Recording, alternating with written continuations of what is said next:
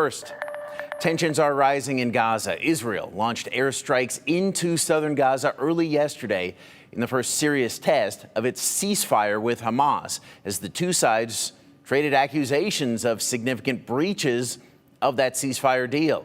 Israel accused Hamas of attacking its forces, as Hamas restated its commitment to the truce and said it was unaware of any clashes. President Donald Trump suggested Hamas leadership may not be behind the renewed weekend violence, as he underscored that the ceasefire he brokered is still in effect.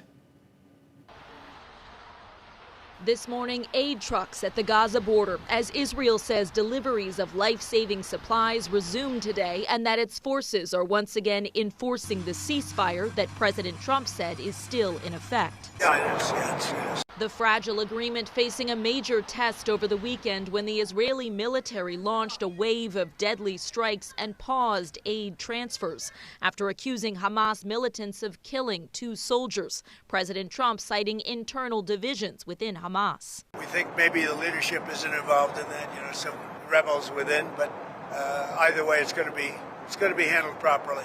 While underscoring that Hamas must disarm as required in the peace deal he brokered. If we have to, we'll disarm the them. U.S. Well, whether it's me or the U.S. or it's, a proxy, could be Israel, with our backing, we won't have boots on the ground. There's no reason to. Vice President Vance offering more specifics. That's going to require, as we know, some of these Gulf Arab states to get forces in there to actually apply some law and order and some security keeping on the ground.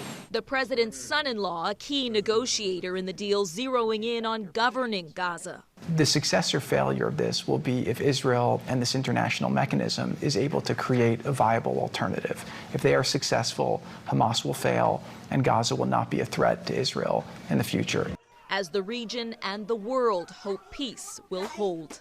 In Washington, Alice Barr, NBC News. Meanwhile, today, President Trump hosts the Australian Prime Minister there at the White House to talk trade and security as those allies look to counter China's growing influence.